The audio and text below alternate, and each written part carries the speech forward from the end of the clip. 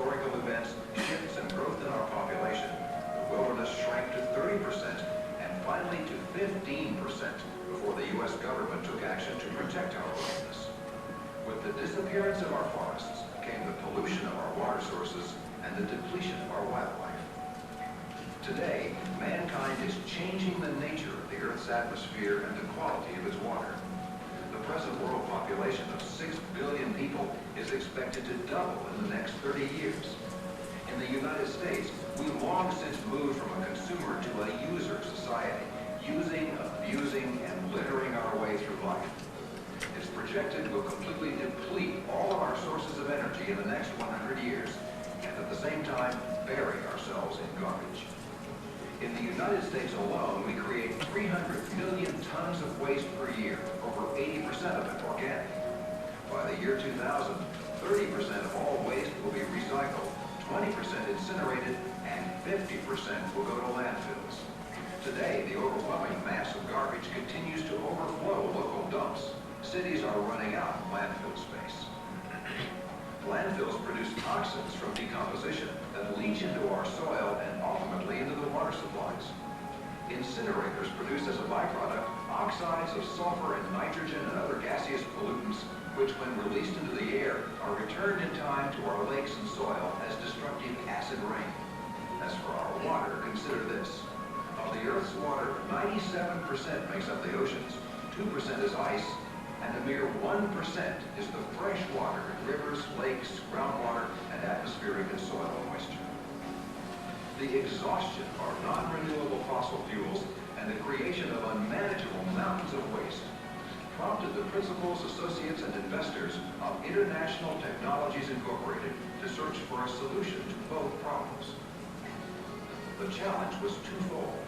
First, develop a process that economically recycles waste into reusable fuels and valuable byproducts without allowing the process to create pollution of its own.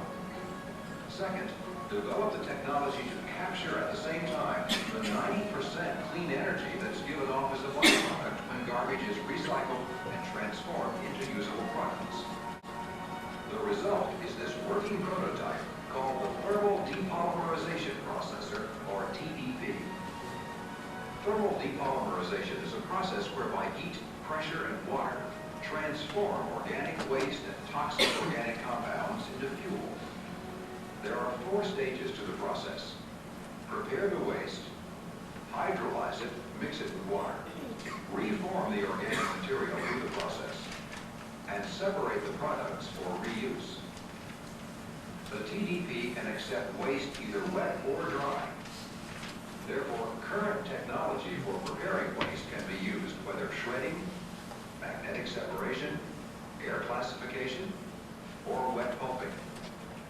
Emitting no odor or emission, the TDP is unique to other systems in that water is used as the medium during processing. The benefits are many. Water acts as a catalyst to decompose the waste, increases the energy efficiency of the process, and helps separate the soluble minerals. The water is recycled within the TDP process. The heart of the TDP is the transformation of waste materials into useful products. Organic materials are transformed into gas, oil, and carbon. As a bonus, the man-made PVCs and PCBs are destroyed. The oil produced through the process is free of any ash or metal contamination. The gases produced can be used to generate electricity, and the carbon products have industrial qualities. Also, the soluble minerals may be used as fertilizers. Here's how the flow-through thermal depolymerization processor works. The central processing unit operates and controls the pressure on both reactors 1 and 2. Regulates the thermal control for the heaters. Provides pressure and temperature readouts. And activates the synchronous valves, allowing material to pass from one reactor to the other. Solid organic material can be fed into the TDP via hopper, or in this case, pumped as a liquid by pump number 1. Consecutively, pump number 2 pumps water from the holding tank. Water and waste are mixed and together pumped through this conduit to the heat exchanger. mixture is preheated by a counterflow of volatile organic oils and vapors being released from reactor number 2 as byproducts of the ongoing process. The unprocessed waste material enters reactor number 1 and travels through the first stage. Incidentally, all waste material is moved through both reactors by interior augers, driven and controlled by variable speed motors mounted at the ends of each reactor. During passage through reactor number 1, the material is subjected to 125 pounds per square inch pressure, turning the water to steam, which leaves the reactor through valve number 1. Then condensed in heat exchanger number 1, the water travels through the conduit back to the water tank. The organic material leaves reactor number 1 through valve number 2 into reactor number 2. Both valve number 1 and valve number 2 are activated in synchronization and act as differential pressure regulators for both reactors. As the organic waste material travels through the conduit and into reactor number 2, the waste enters an altered pressure and temperature environment. Pressure drops from 125 psi in reactor number 1 to 10 psi in reactor number 2. Meanwhile, temperature is increased from 200 degrees centigrade to 350 to 500 degrees centigrade. The auger propelling the organic material through the reactor acts as a scraped wall heat exchanger. In reactor number 2, the organic mixture begins to chemically reform into volatile organic compounds such as fuels or solvents and non-volatile compounds such as carbon or char. The volatile compounds leave reactor number 2 through an opening in the top of the reactor and travel through the outside of heat exchanger number 2. Heat is given up to the incoming water organic slurry, and then through heat exchanger number 3, where a coolant is circulated through a tube-type heat exchanger to cool the volatile organic compounds down to ambient temperature. The cooled volatile organics, which have now been converted into oil, then pass through valve number 3 to gravity separators and oil storage tanks. The non-volatile compounds drop out the bottom of reactor number 2 and travel to a coke storage bin. Thus, the closed circuit is complete. In this demonstration, the clear organic oil product was transformed into a high-quality fuel, which is highly combustible. This TDP prototype has the capacity to process 300 pounds of waste material per 24-hour period. However, full-scale TDP units with dozens of tons of output will be built to accommodate the size of the problem. TDP units will also be stationary or mobile, increasing their flexibility and effectiveness. Full-scale thermal depolymerization processors now being planned will not only have an important impact on improving our environment, but will also provide an impressive source of revenue. An unending flow of cheap, troublesome garbage in, and a continuous source of clean, desirable, economically viable products out, all accomplished by a closed-end, self-contained processor driven by a portion of the fuel produced as one of the byproducts of the process. The promising future of recycling is here with International Technologies' patented thermal depolymerization processor. For more information or to inquire about our ongoing scheduled demonstrations of this remarkable thermal depolymerization processor, contact ITI today. Call 1-312-472-5006. That's 1-312-472-5006.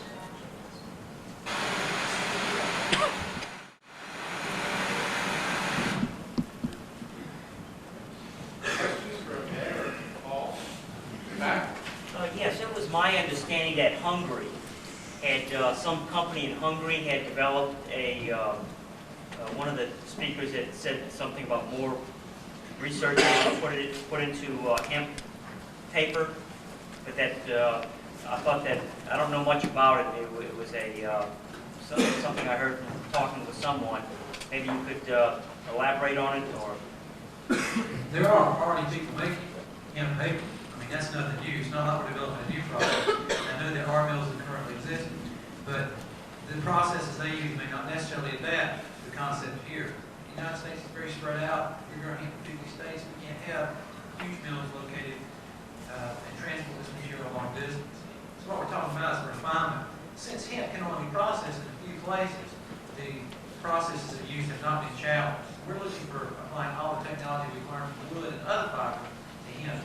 Again, it's not the only answer. There are other processes out there. How is hemp paper economically? Hold on, let's answer that first question, since you might have some information on Okay. the question you asked. I got a couple of questions first for everyone. You were a little secretive about the type of faucet, sorry. Yeah. You were a little secretive about the type of faucet that you're using. Can you please say whether it's mechanical, whether it's chemical, whether it's biological? It's chemi-mechanical. What we want to do is minimize the number of pieces of equipment and the amount of chemical. Okay. So we'll take a small amount of chemical and use it to soften up the fiber structure, and then use mechanical force to rip the fiber apart. So it's a chemi-mechanical process. The question I have, then, is I wasn't quite clear whether you're going to be doing whole stock faulting or whether you're just going to use gas fiber.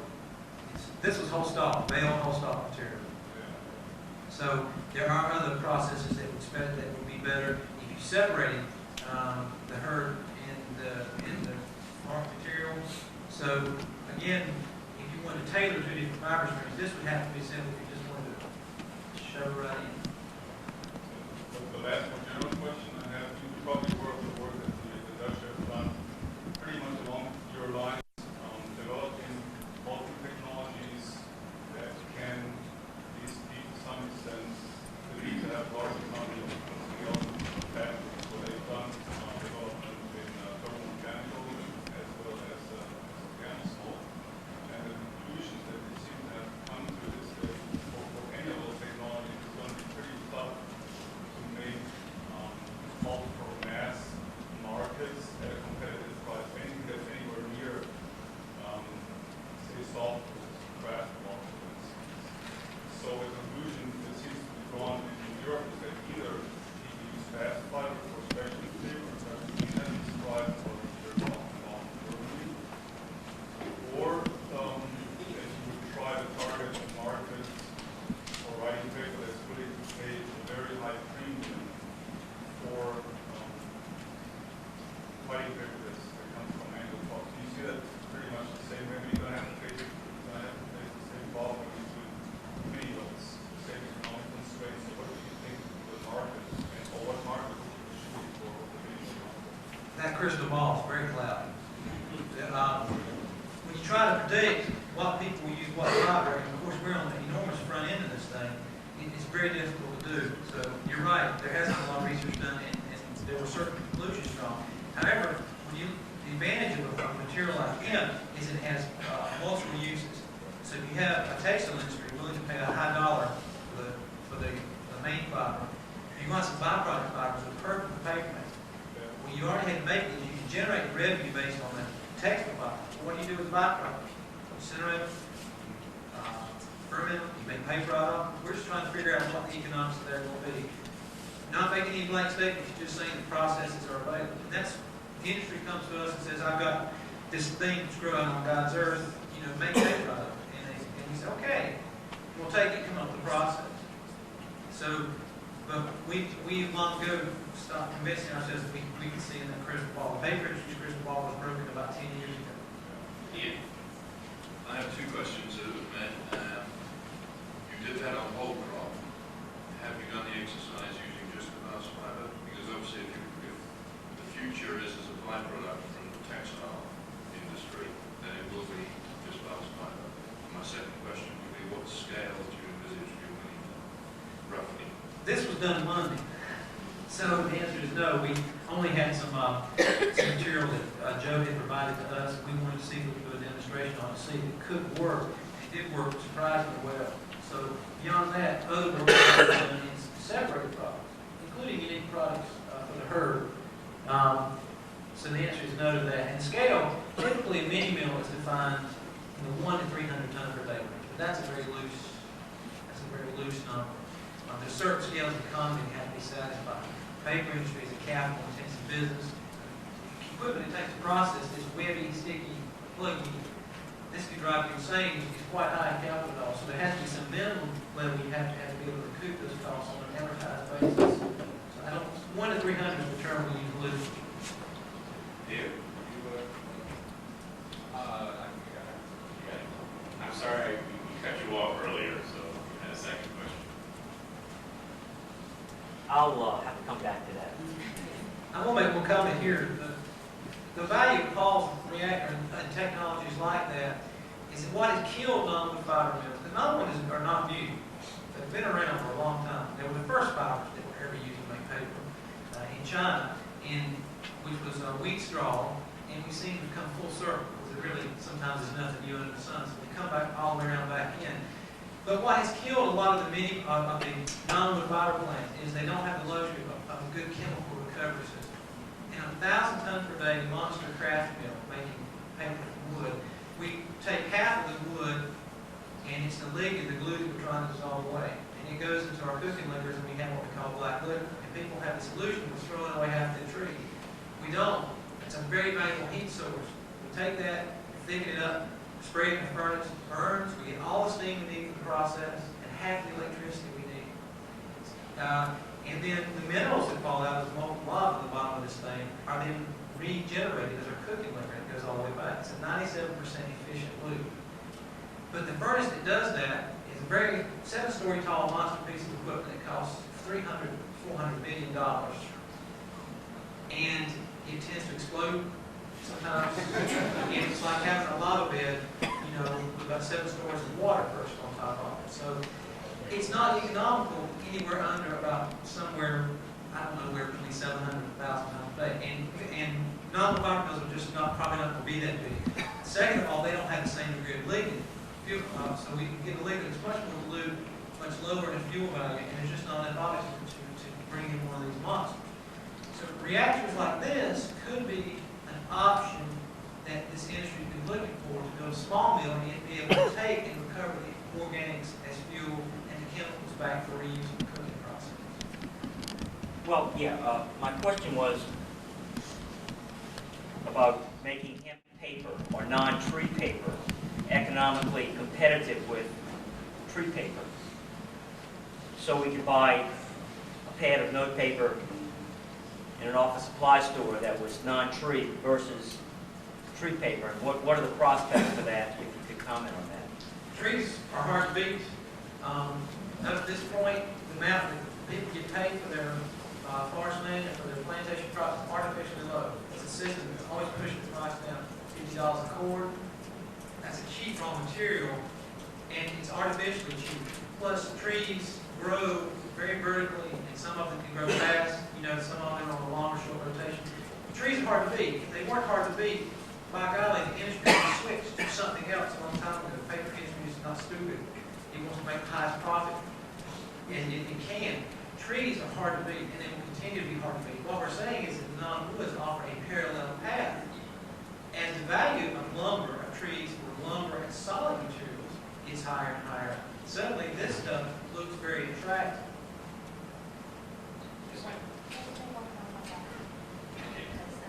I do have a concept that we make in the United States, but basically it's economies of scale. If you can get the scale of a wood paper maker, you're going to get the price down right now because of that open system.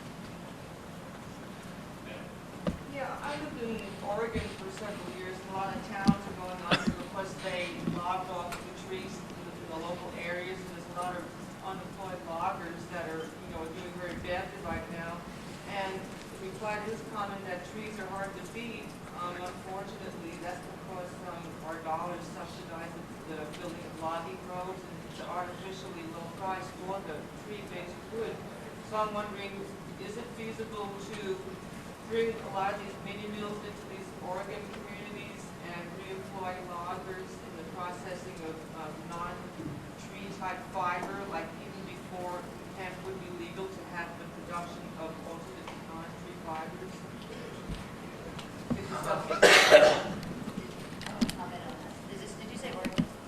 I live in Oregon, and I'm working with the Pacific Rivers Council and trying to implement a FLAX project for species, FLAX capital of the world. Can you speak up? Okay. Oregon used to be the flax capital of the world, and I'm working with the Pacific Rivers Council, which is a environmental group that's protecting the waters of Oregon. And they're trying to implement flax in Oregon again. And basically, it's going to be, very economical. What they want to do is give the farmers a good money for the flax, and then turn it into high-quality fiber textiles. And in exchange, the farmers are going to be rebuilding the riparian zone on the land. So it's kind of a really nice way of going. We're working on that one right That's now. good to hear. Are you from Oregon? I lived there about 4 years. Yes, sir. Just curious, have you done any experimentation with separating the land? Yes, that's what we do. When you do a full chemical bulk, you are delignifying the material. And so you end up with this liquid that you have to do something with. And that something, there's an enormous array of things that are possible. One of them is to take the liquid, thicken it up, and mix it back with the byproduct, maybe make some board out of it. It's a wonderful natural epoxy. It makes has a great fuel back if you get it to the right concentration. So you can generate fuel back out of it. So a full chemical process, which is somewhere between a simple grinding up, and our process is in between that. This process is in between that. Yes. And then you also supposed to use the effluent that, or not the effluent, but I guess the liquid. Right. That don't cost $1 million. This system represents a new thinking in that technology. That's why our department, I'm very excited about working with this new system. And there are other technologies too. Realize we can't keep producing a lot of monsters if we can't build. Now let me tell you, 1,000 ton per day craft mill from the Thompson recovery furnace is the reason you can go to Kmart and buy 200 sheets of line bill paper for your kid back to school time for 25 cents. Because it's super efficient. And it's going to be hard to compete with. But what you'll see tonight in the presentation is the days of the mega mill are OBER. Right.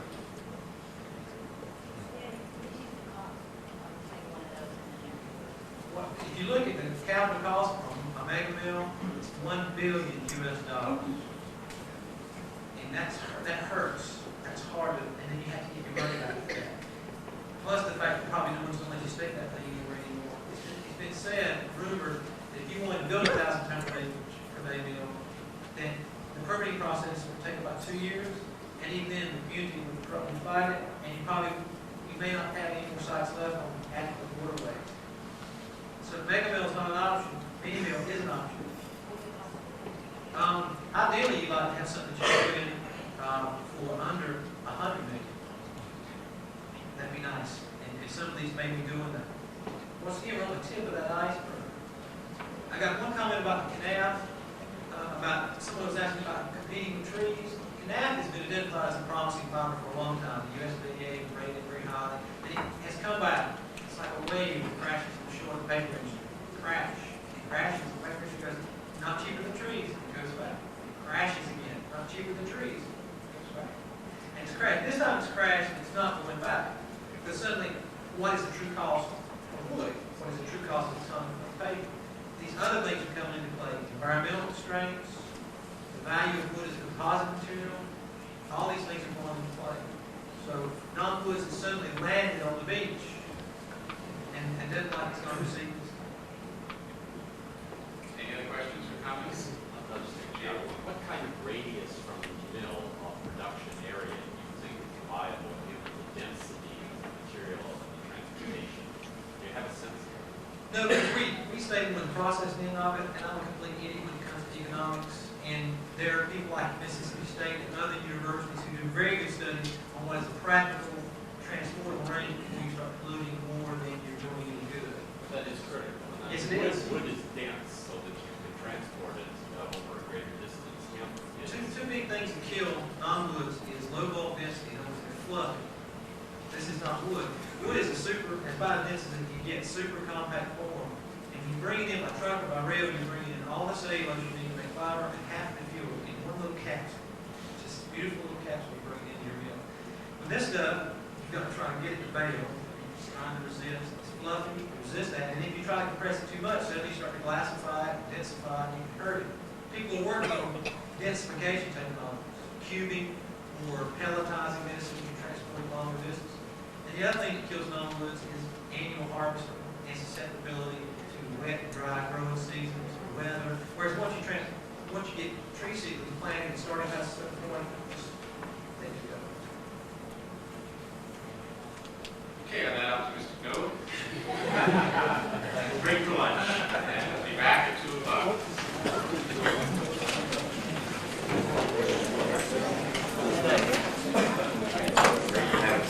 One brief announcement: the North American Industrial Hemp Council has a board meeting.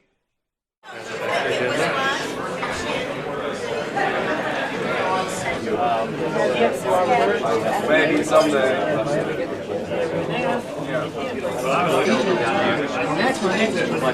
So we want an inside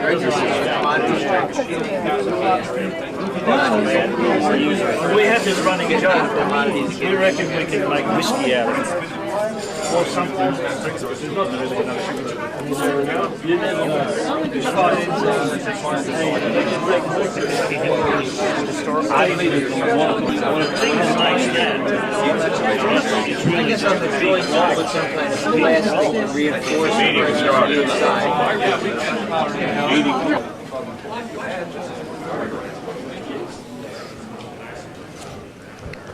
Look like that.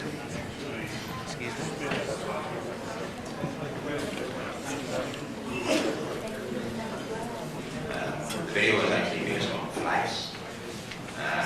Wasn't really have really to do with this video was made. But it's the exact same machinery, flax that it is for him. I think it could let people see what the process is like. The process I'm going to show here is what we call line. This is the line system. This is taking the long fibers, combing it right through. When you comb it, you get fallout, and the fallout is small roll, which is the short fibers. This goes down a separate route, and we blend it in with other fibers. So this is the process that you make a lot of money at.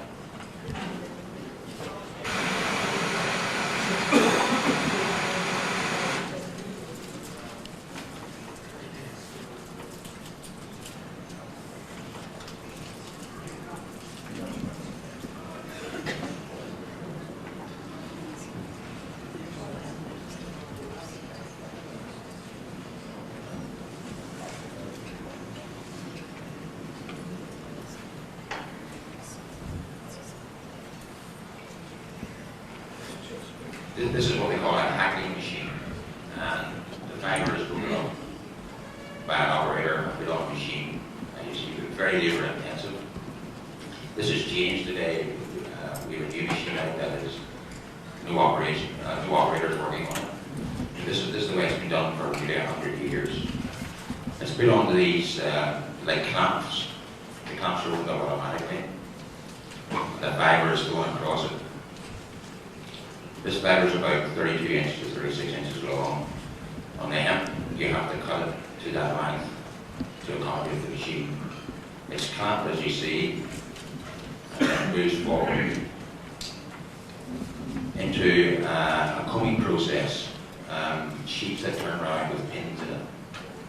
And what it does, it starts off very, very coarse and combs its way through the fiber. As you see, the fibers going up and down there.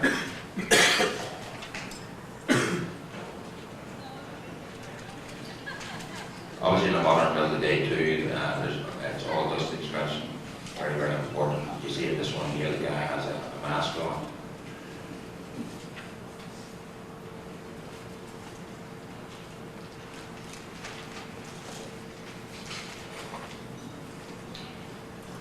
There's the fiber going down into the combing beds. As it moves along there, the combing beds get finer, picture pins. What's coming out the bottom there, you can see down the bottom of the picture, is what they call toe. That's short fiber. And this moves along down one side, and then the other side of the machine does what we call the top side of the fiber.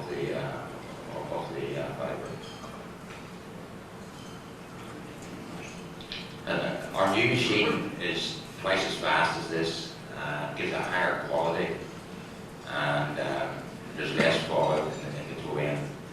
This is the high quality end here. Is this fiber going to run it? Yes, very much so.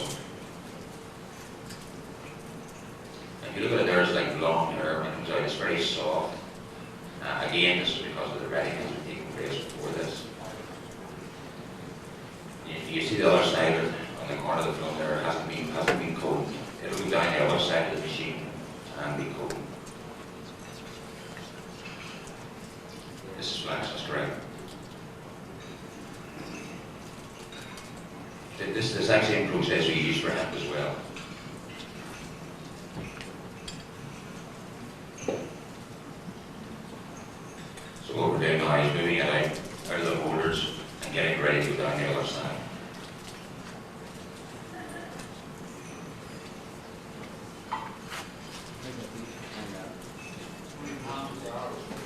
This machine here probably does about 80 miles per hour. The new machine does about 180 miles per hour. Really twice the base. The new machine was developed by it's called hacking. The biggest hackers in the world are a company called Duché in Belgium.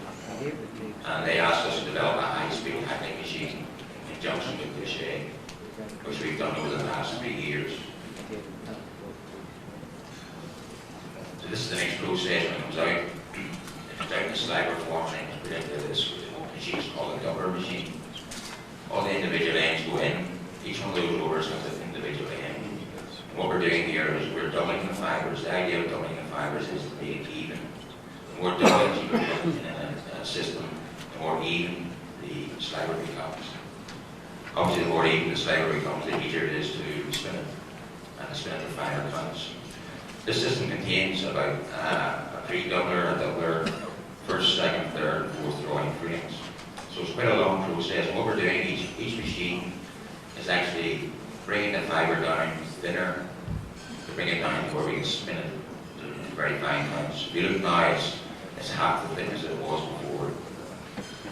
And again, we have a massive doublings in there, hopefully putting a thin place on top of a thick place.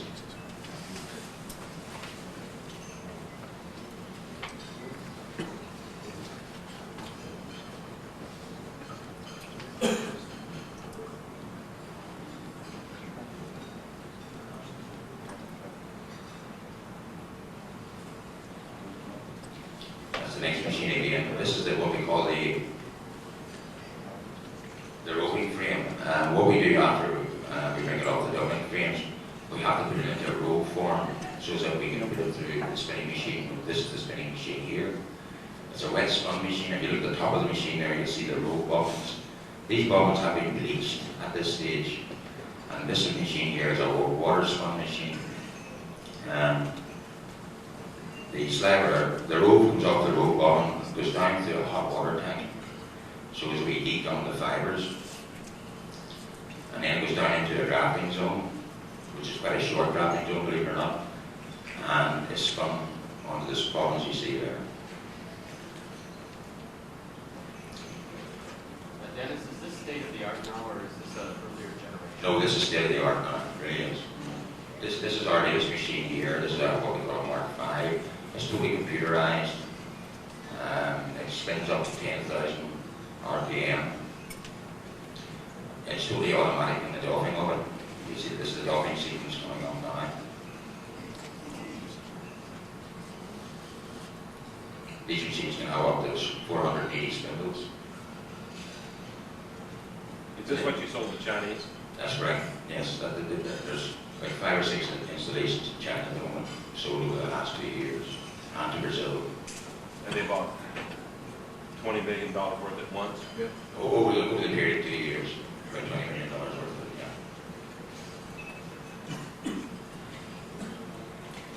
yeah. This year was always a very labor-intensive part of it, the spinning and having 5 or 6 people go down and take the bobbins off. As you see, this is done totally automated.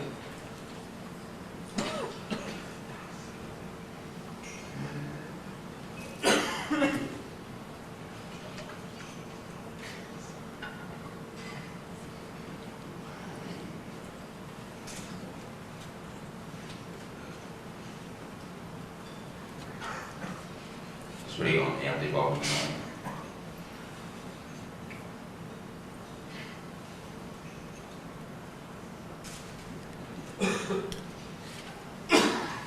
And the bobbins go off, and then these bobbins are obviously wet, and they go into the guys put a few ends on the fluid. The bobbins then go into a dryer, and they're dried over a period of 12 hours. The reason being is you can't wind with wet bobbins. Then it goes into the winding machine here. And from winding it goes into packaging. And from there it goes on to weaving, to the weaving people.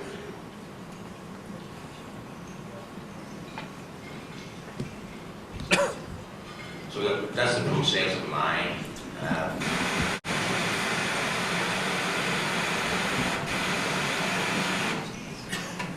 On the hacking machine, what are the hacking machine? machine was towed. And that's another system that runs side by side the line system. What's been exciting with the tow system lately is that the industry has asked us to develop a new machine called the decorticator.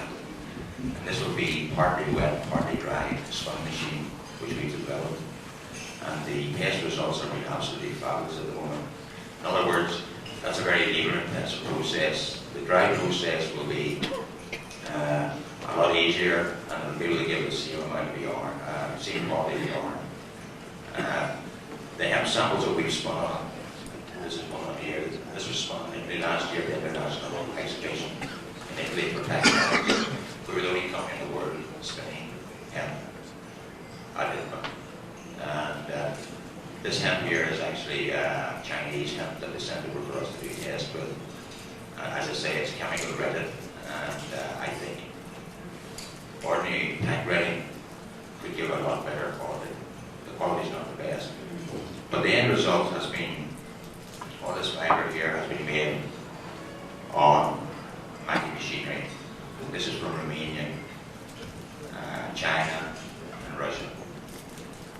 So when you see that, it really looks like linen, feels like linen, and it's beautiful.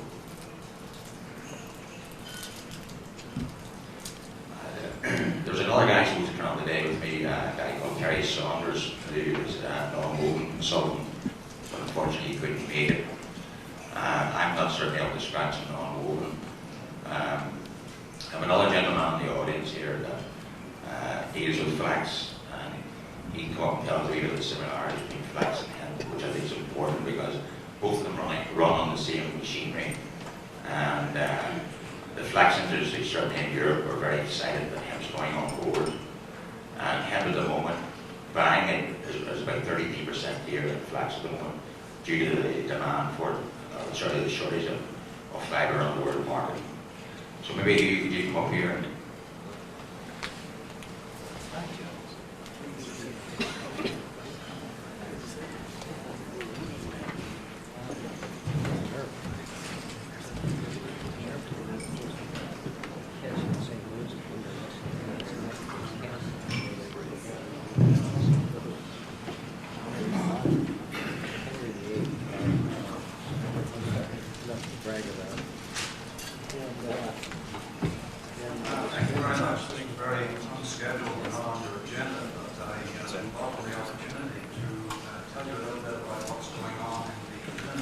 Could you speak to the mic, please?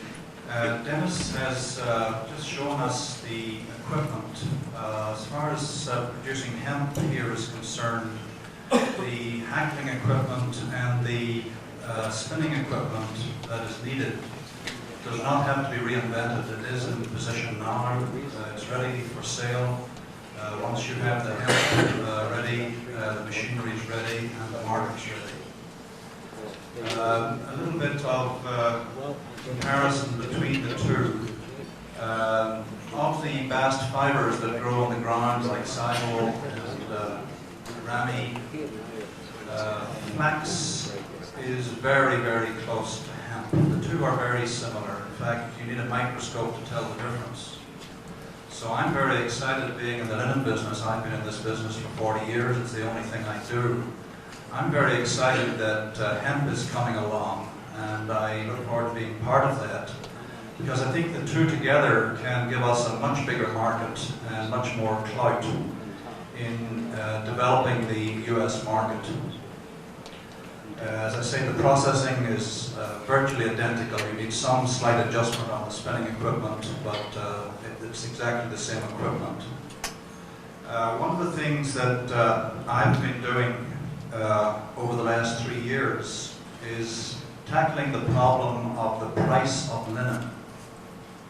The price of linen is very labor intensive. There are things happening, like we heard from Adrian this morning in Australia. There's certain things that are happening in this retting process. If what he tells us this morning is true, it's an absolutely major breakthrough. What you've just seen on the screen this afternoon with Mackie, their new spinning frame, this demi-mac. The demi-mac is a tremendous breakthrough. I was in Italy 2 weeks ago, and I saw this whole system. The yarn looks like wet spun yarn, but it's really a dry spun system. And it cuts out a lot of processing. You saw the rove process on the screen here. With this new system, you will prepare the fibre, hackle it, you'll draw it, and you'll come through preparation. But the spinning will actually take place right from the rove, right from the sliver. Sorry, right from the sliver, not from the rove. And this will be a tremendous difference. The speed of the machine will be greater. The package on which you can spin the yarn will be much larger, and it will automatically doff and then automatically go straight into winding. So there are some major innovations happening in the linen industry that will bring the price of linen down. But what I'm interested in RAMI is to get down and do something about this product we know in this country as cotton. The pesticides being used and the costs of producing cotton are rising rapidly. We need to find something that can in some way replace cotton, not totally but partially. And I believe the growing of hemp in Kentucky or in other states in the US holds that potential. If we can do that, one of the things we need to watch, one of the problems in the linen industry is that the wood pulp people who are in the room here all like to get their product for free, while the textile fiber people pay all the cost. I think one of the important things in going into this in Kentucky is that we find some way of accommodating each other and getting a fair price for the fiber and a fair price for the pulp.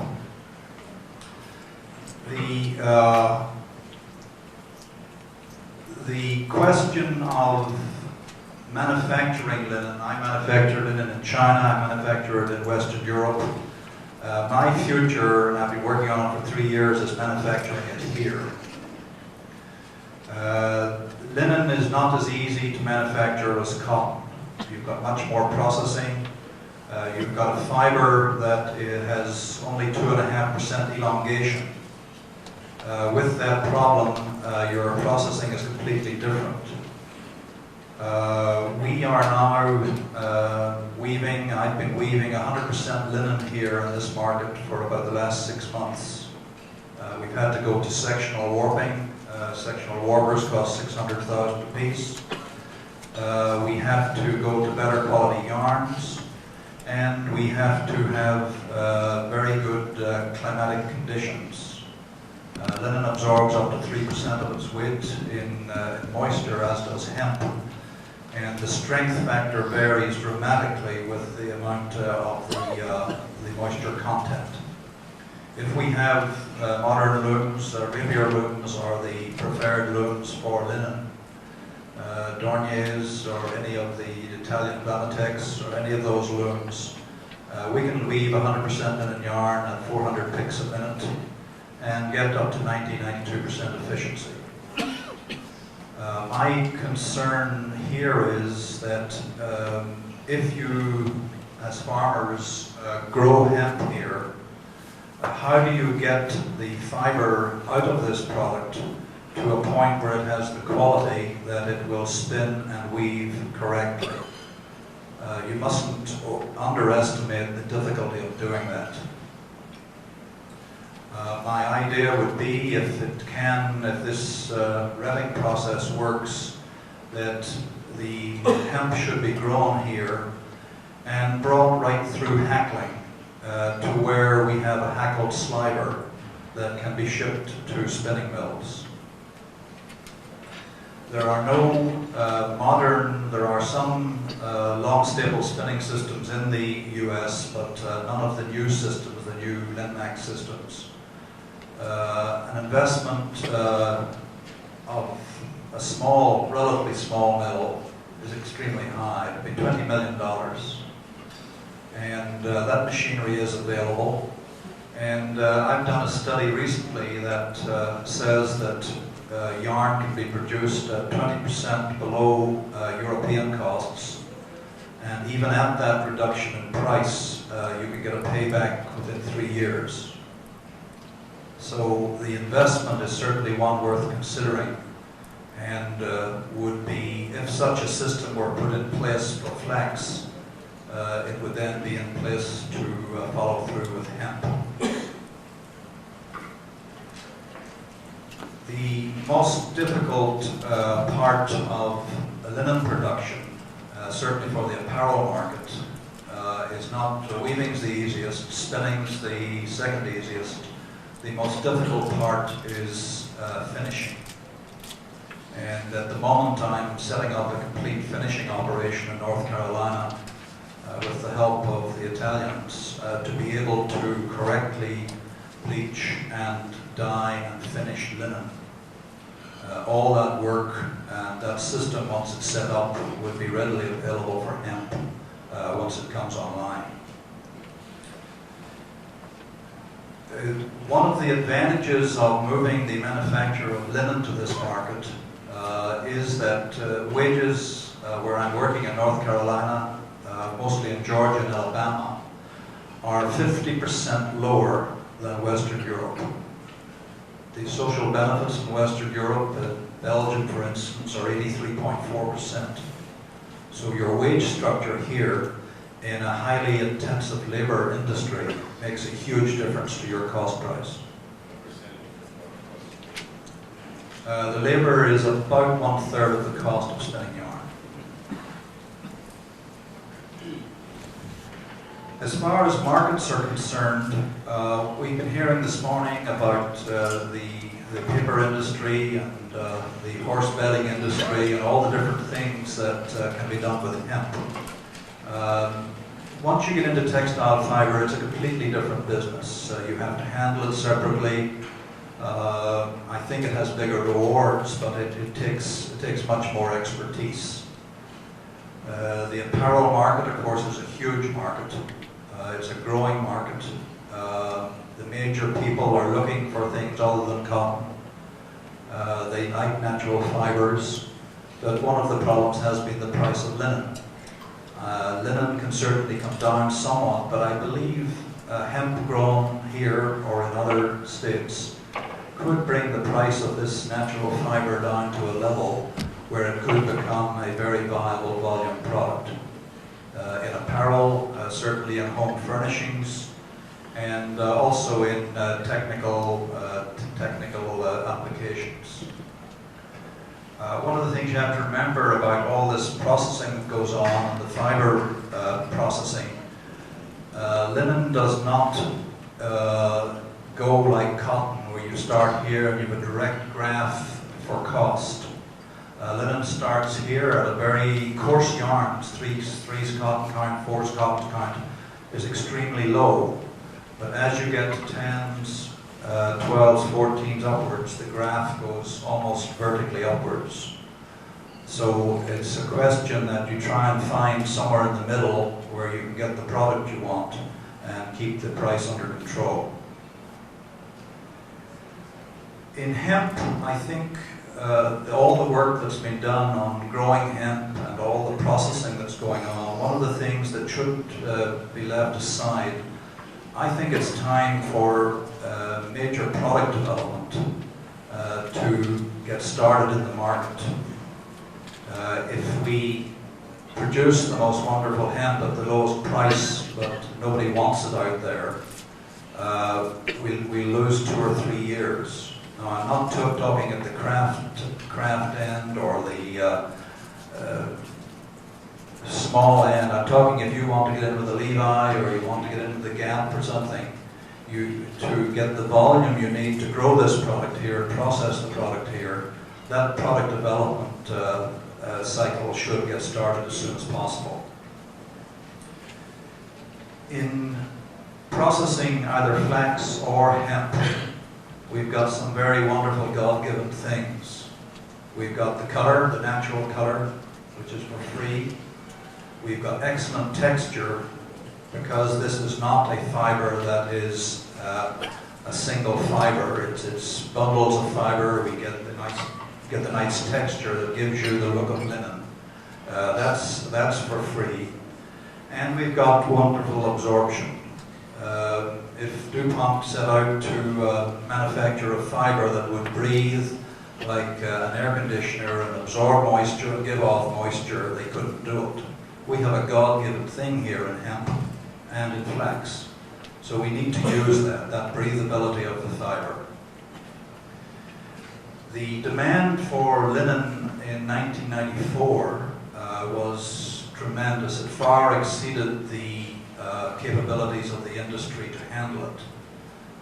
Because of that, the price got very much out of hand, and everybody jumped in or on the bandwagon to find other products, linen products from other countries. This got the industry into a lot of trouble. The demand was so fast that a lot of products got into the market that were not quality controlled.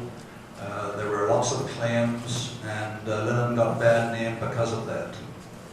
In some way, once we get into the hemp business, we have to find a way to avoid that sort of thing happening. I mentioned the pricing being so important. The pricing is in direct relationship to the volume, and this market has become extremely price conscious.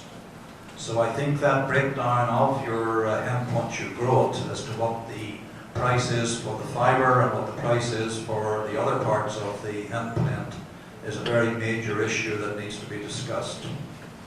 I would like to see the price to come in somewhere between the price of cotton and the price of linen. It does not have to be at the price of cotton. On price suitability, what happens in the linen industry, mostly in Western Europe, is the farmer versus the spinner problem.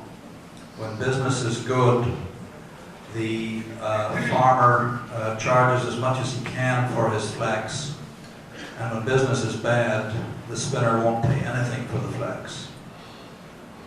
If the correct figure, I'm just throwing out a number, is 2,000, the variation is always, the price is always 3,000 or 1,000. And if there's any way the industry here, the hemp industry starting up here, could find some way of controlling that price in a smaller range, it would be a tremendous advantage to marketing the product.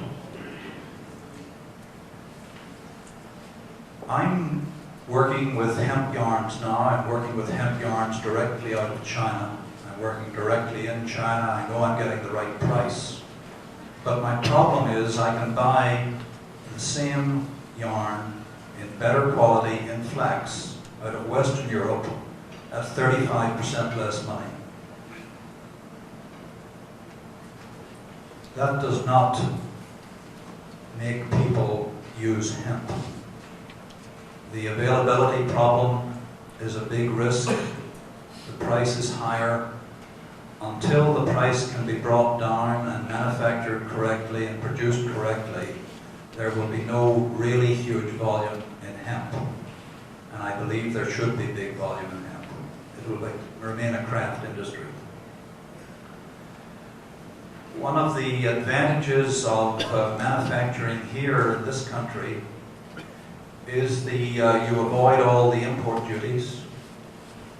You avoid the shipping from overseas, and most importantly, you avoid the currency fluctuations that can make such a difference to the marketing of the product.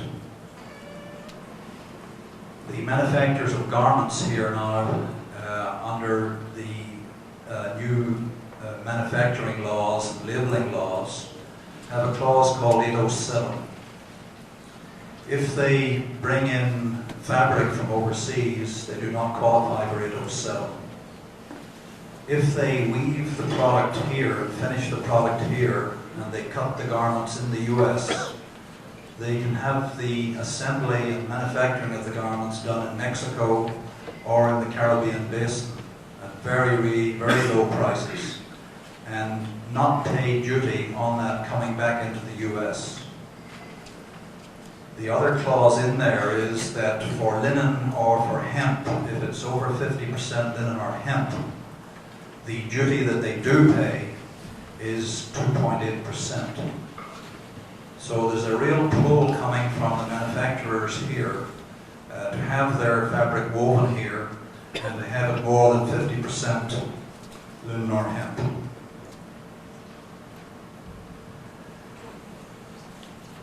One of the big successes of cotton, of course, has been Cotton Incorporated. That has taken a lot of money. It has been very, very successful.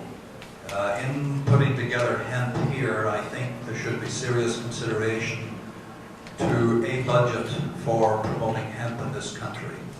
It should be built in at the raw material level, and in addition to working with people like the gentleman on my left here, I think hemp can be promoted very, very well here, but there does need to be money put behind it to make it work. I am very interested to tie hemp together with the marketing of linen. The linen situation, based on what I hear at this conference, is going to happen faster. They have grown and have in stock linen grown in the state of Maine, grown in the state of Oregon, grown in the state of Vermont. And there's a major project going on in South Carolina with Clemson University, funded by the Czechoslovakian government. The infrastructure to handle that flax is not in place. There's no scutching available in this country, there's no hackling available in this country, and there's no modern linen spinning equipment in this country. I believe that's going to happen over the next couple of years. And I believe that will be very, very important for hemp, because if that infrastructure is put in place and the capital expended, the hemp, once it's produced, will flow into that system. I believe the two fibers, because they're so identical, should work together. I see the linen maybe at the finer end of that scale. I see hemp maybe at the coarser end of that scale. But there's a tremendous potential. The market wants it, and hopefully we can get the legislation here and the US government to agree and allow us to grow hemp here. I'd be happy to answer any questions. In your economic model, you were talking about what base price were you paying for the raw material coming in? I guess it was in the half-coated fiber and sliver form. What price was that? We'll be bringing in fiber probably at 3 price. The thing that's important, it's just not flax. It's different qualities of flax. And there's no grading system like cotton. It's really a smell, a look, and a feel. And in putting up a mill here, we will be bringing in probably 4 different sliver qualities, varying anywhere from $2.50 a kilo up to $4 a kilo.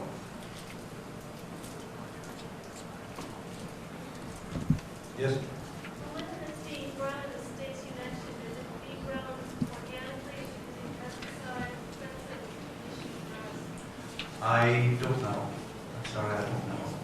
I really haven't gotten involved in that.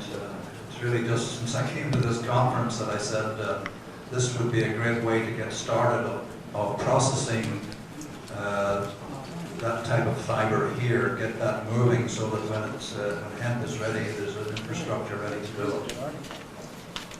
I know a little bit of it. The flax is coming in, mostly it's experimental plants at the moment, and I would think pesticide would have to be used, yes. Even that's not what the world market of flax is. I don't really know. The actual flax growing, 80% of the flax grown in the world is grown in Russia. Flax in Russia is their cotton. The quality is not as good as Western European flax. It's not as good as Chinese flax, but there's a hell of a lot of it grown. And I think that's a difference we need to watch here. We don't want to have hemp of a Russian quality here. We want to try and get a Western European quality so that we can get some better fabrics.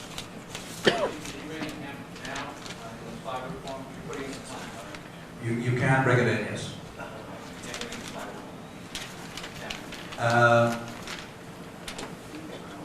Yes, as far as I know. Yes, you can bring it in. Yeah. The price of 250 a kilo, which is 450, is that a fiber form? It's fiber form. Yeah, ready to go directly on the doubling, first doubling. You double and then 4 drawings into roving and then spinning. Here's the killer right there. Very nice paragraph. Yes? Is there a flax council like Cotton Incorporated? Perhaps are you suggesting something like a vast fiber council that would incorporate different fibers? It could happen. The linen is controlled by the International Linen Association, which is funded by the Common Markets, the ILC. And they do a lot of promotion, but more so at the product level, not at the manufacturing level. Just wanted to add, we do have a fledgling HIA, Hemp Industries Association, which is dealing with quality control, constancy of control, and how labeling shall be when the big players do enter into the market. But it's difficult, as you suggest, to fund that at raw material levels since we're importing all the hemp. You know, the industry here, we don't have the growers here that really can add on the price of the grower level.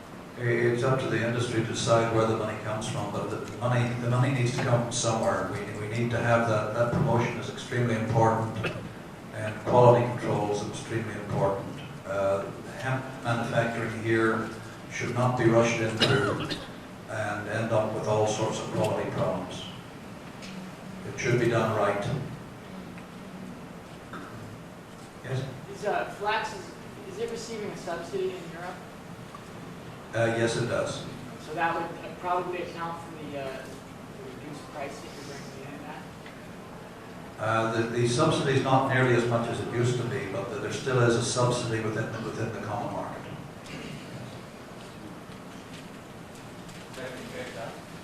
They're trying to.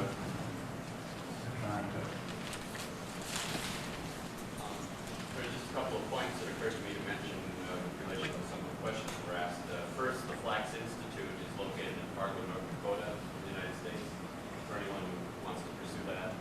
They're mostly involved with, of course, oilseed flax, but now that the fiber is becoming of interest again, they're focusing on that as well. In North Dakota? Yes, the Flax Institute operates out of the North Dakota.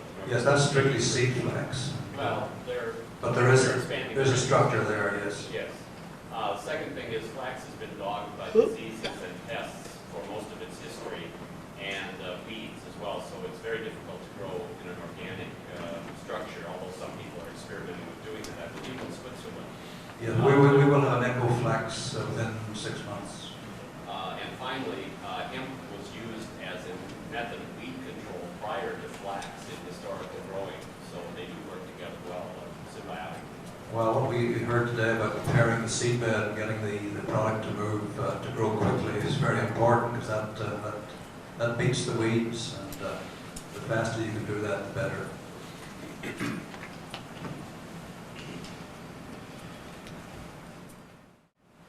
Hugh, I think what you're saying as it relates maybe to Kentucky, let's talk about that right now. If we were to create or build a hackling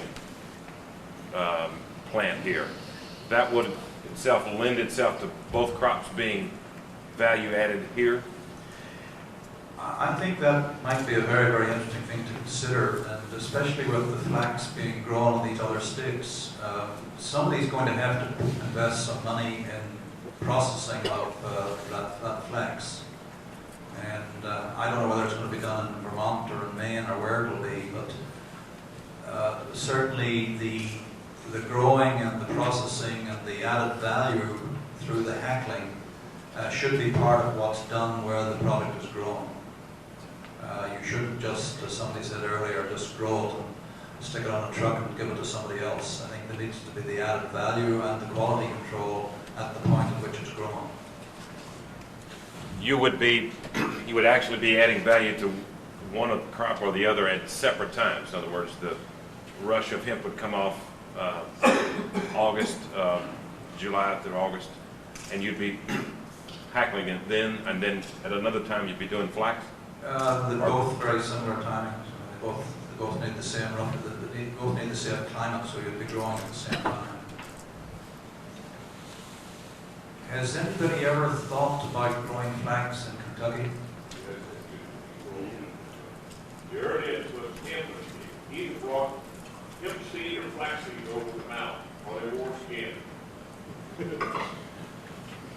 So there has been? Oh yes, but not in recent history. I mean, might it be, to get this whole thing moving until you get the approval from the government, might it be possible that some of the farmers might want to grow some flax to get this thing moving? Just a thought. Another thing about flax is you can't grow it more than 1 year and 5 on the same piece of land under the best conditions, I believe. 1 year and 4. Hemp has the advantage over flax from that it takes less nutrients. Hemp takes less nutrients out of the soil than flax. And it also can be grown successively on the same piece of land without detriment like that. So. You cannot do that with flax. You need a 4-year rotation.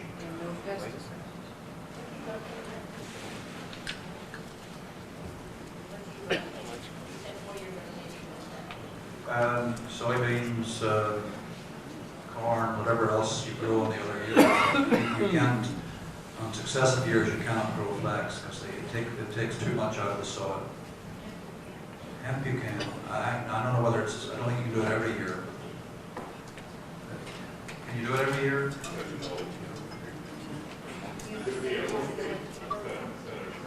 Better in rotation.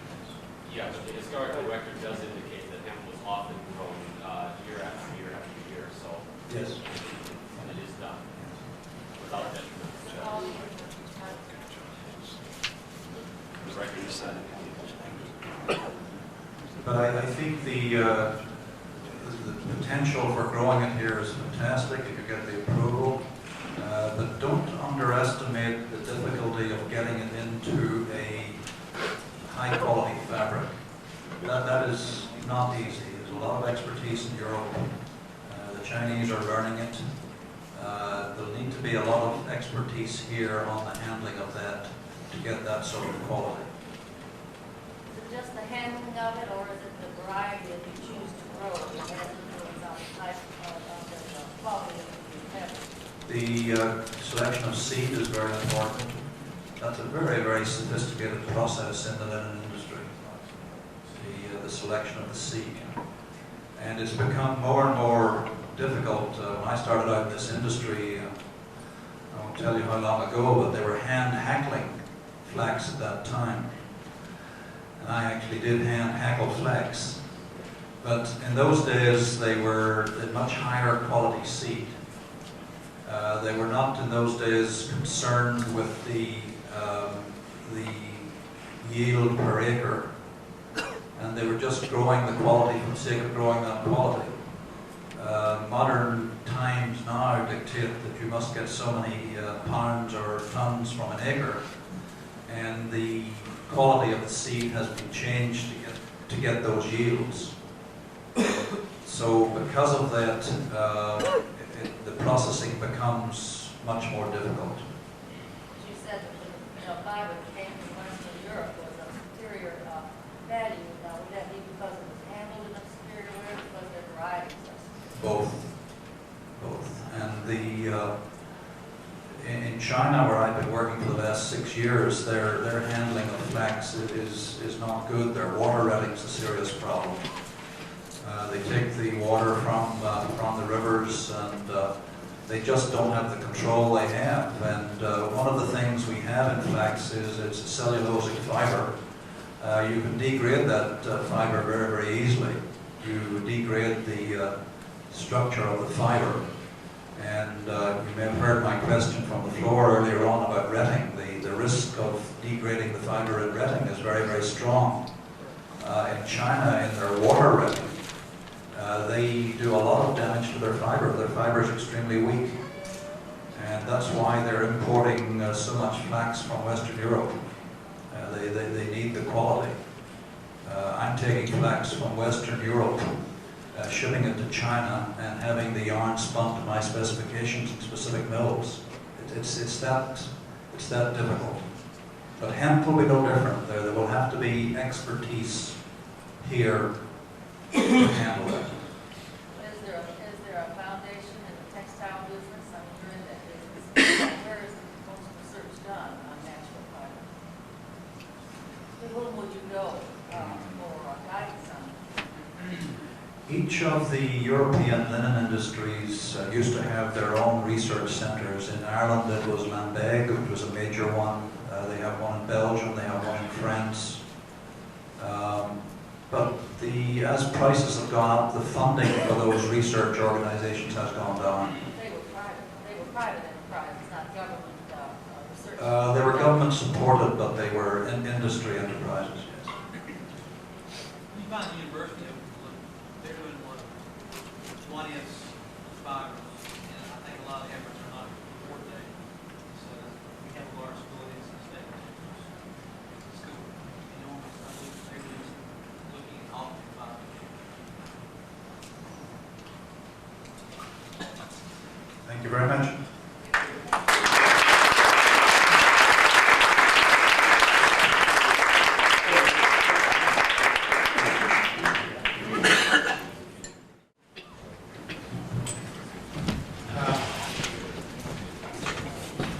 This is not on the schedule, but before he has to leave, I'd like to bring my friend Peter Bayhuth up here from the Turner Foundation to say a few words, if you wouldn't mind.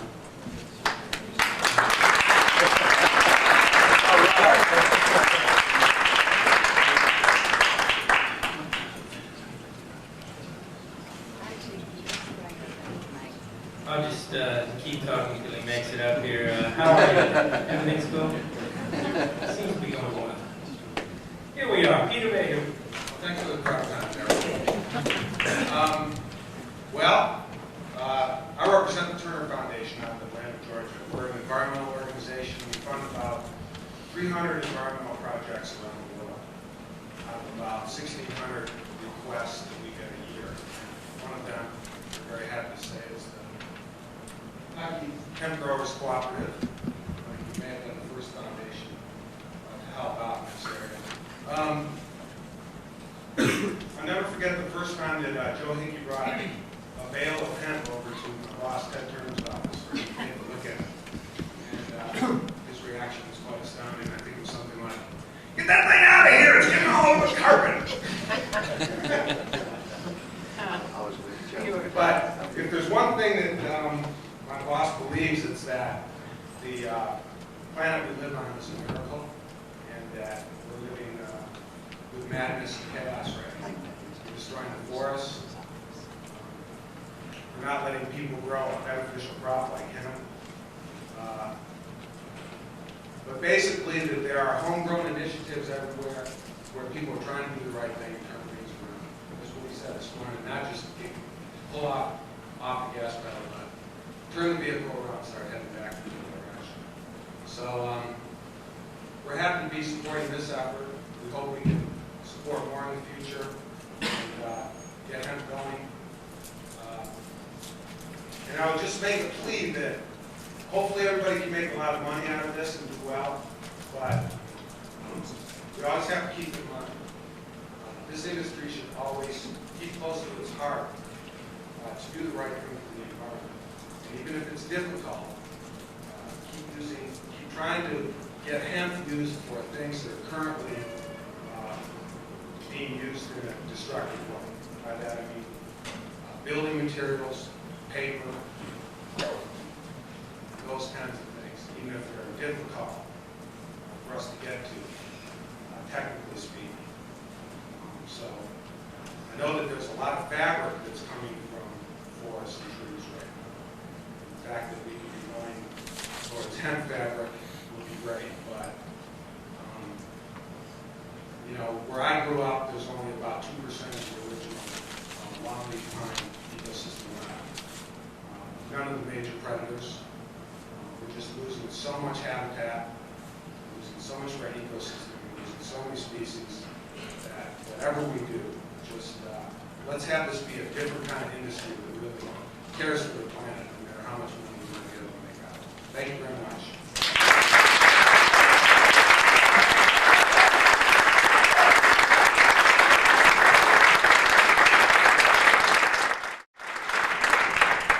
Thank you very much for all your support and good efforts. John, are you ready? Yeah. Okay.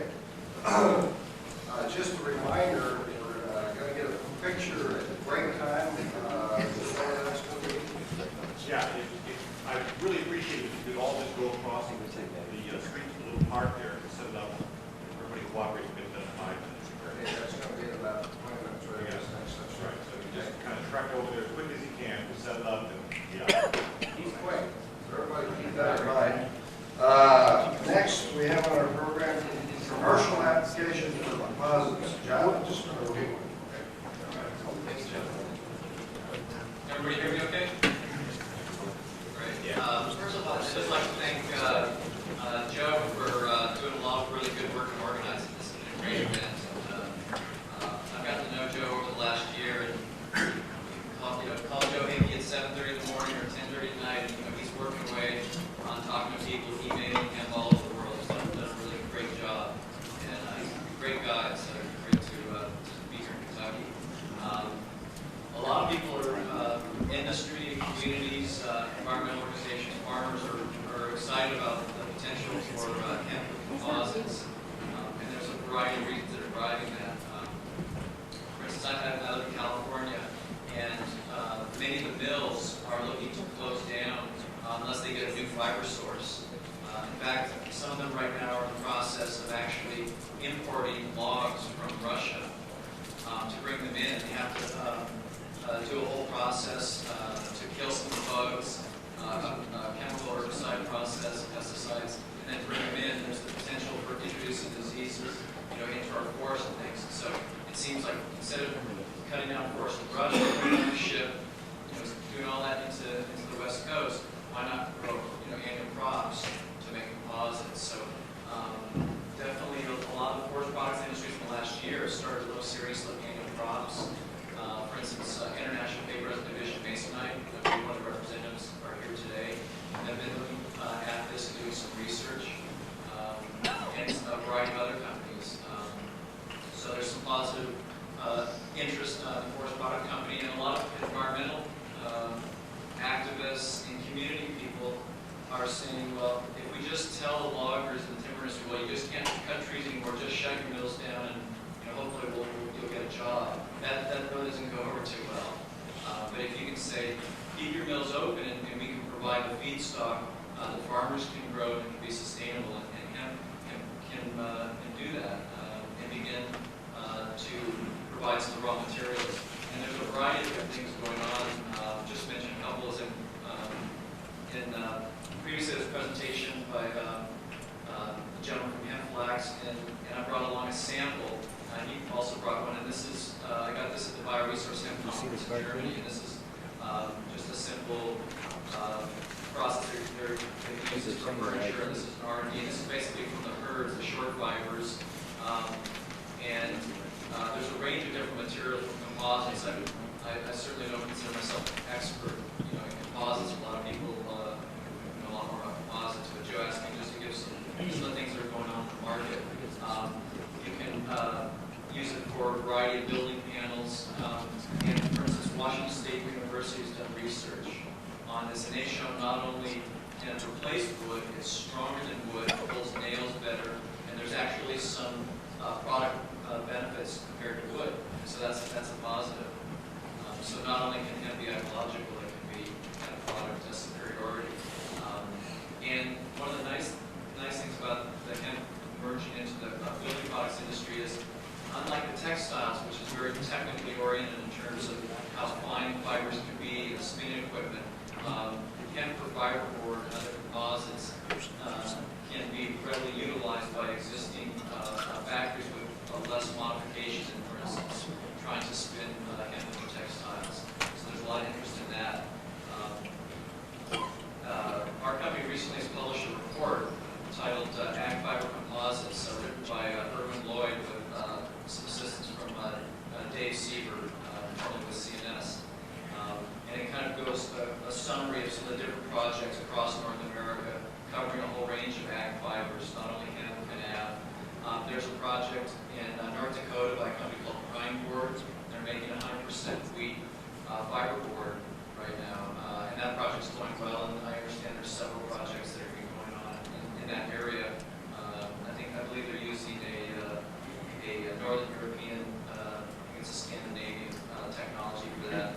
And I also understand there's a project using rice hulls for fiberboard that's going to be starting up in California in the coming year. So a lot of interest in this, and so the markets are starting to open up in this, and this will be large volumes. I mean, some people are estimating just to supply one fiberboard plant that's using trees right now could use 50,000 acres of hemp annually. That's definitely a good market. Some of the challenges are, how far is your hemp field from the fiberboard factory? I get a lot of people asking me, well, how much is hemp going to be worth? It's like, how much are ice cubes worth to Eskimos? Well, it depends on whether you need them, and if you're 150 miles away from the plant, it's going to be, you don't want to ship herds that long, so you can be closer. So those are, for instance, one of the things about Oregon is they have the valleys right near where their factories are, so that's going to be beneficial for growing hemp for fiberboard, where you have agricultural areas, you just have forest lands and ag lands a long ways away. For instance, some places in Northern California, that's a challenge. So looking at your location and distances are important. And I think a lot of the existing mills it's going to be easier to use existing mills than to build new mills. So that's definitely locations can be important on that. There's also a sample composite that's outside by CNS that they've actually done from Washington State, so you might want to take a look at that. There's also some other interesting materials going on. How many people have heard of gridcore?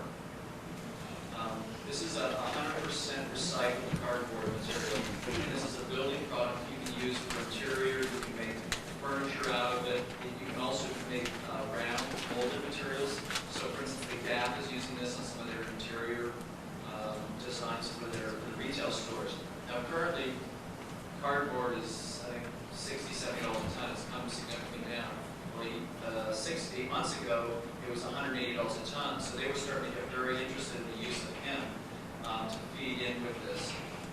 They need some longer fibers, not the short fibers. They have about a 10,000 square foot manufacturing facility in Long Beach. So as the fiber prices go back up again in the next cycle, there could be some potential in this board. And one of the advantages is there's no glue, and this is a U.S. Forest Products Lab technology. I believe Arcus is one of the investors on this. And so thanks to Jeffrey and the work with the New Uses Council, we have some existing technology from the government transferred to private industry. And it's interesting, a lot of the forest products companies pass this up. And this one company started, now a lot of the major players are going to say, well, can we get involved with this? So for instance, like IKEA can use this for furniture. So instead of going to a fiberboard and worrying about glues, they can just go straight, it's like a honeycomb shape, it's very strong. So they're in some discussions with IKEA, the international furniture company. There's also applications in composites more technical, for instance, for automobiles and skateboards and snowboards. When I was over in Germany, there was a company called Greenhouse that had this round disc. It was very thin, but it had the strength of like a billiard ball. And it was 100% hemp. And they've been working on these applications. It's still research and development, and they're targeting snowboards. So just imagine kids going down the slopes and snowboards. The kids market, 17, 18, 19, that's going to be a great market. They're very interested in environmental products. And it's a high-end. A friend of mine just joked, she said, she took her son to slopes, and she had about a $600 deposit on one snowboard just to rent it. So they're very expensive, so that's going to be a good market. The question is how are they going to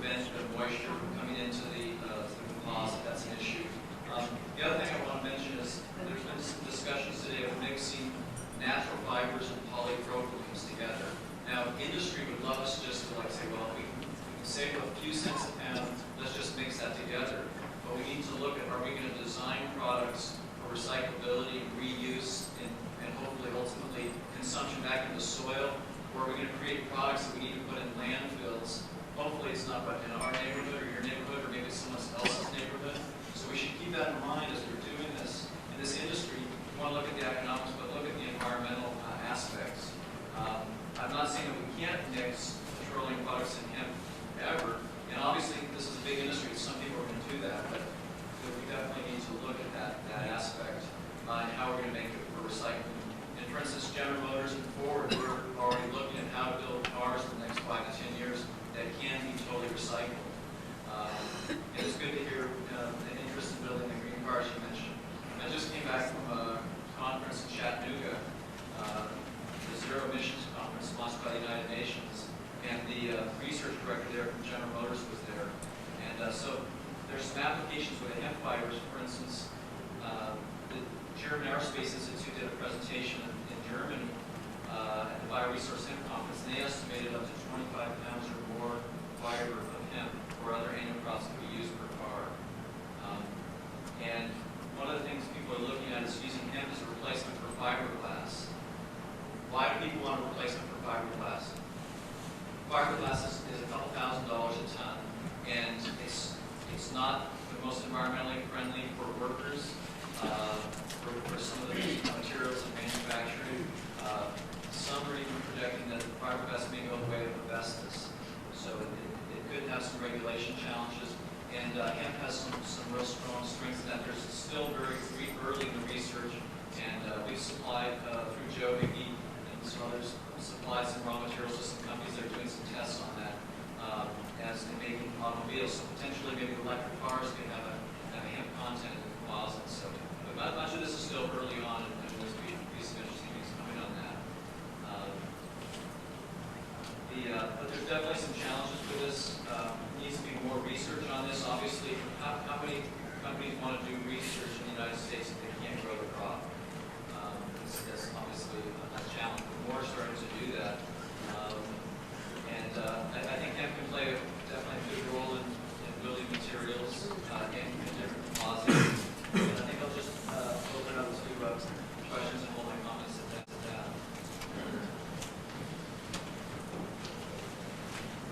Does anyone have any questions? I'd like to add something. Okay. I've actually borrowed this from me, but in Australia we've got quite very similar to this. And they use it for emulsion. That is, they impregnate the seed with fertilizer. They impregnate the seed with fertilizer, and they have it 12 foot wide and 100 yards long. If they want put grass down anywhere, they just unroll it, wet, grow the grass, and it provides all the substrate. You can cliff, on a beach, on any places that are not well looking the seeds and make it grow the lawn or whatever they like. You can put flower seeds in there. In fact, there's a company that does it with Australian desert blooms. And they export that all over the world. At the moment they use jute. They import the jute from Bangladesh. Supplies are not reliable, and they want us to supply hemp to replace that. And we're talking about prices all the time. They pay $500 a tonne for their jute. And they'll be happy to pay more than hemp.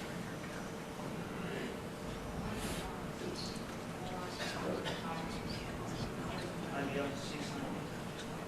I just want to comment real quickly on some of the economics, particularly in the Northwest, where some of the bills are, and where Douglas fir, redwoods are growing. The price of Douglas fir and redwoods are significantly higher, let's say, for instance, in the Southeast for pine.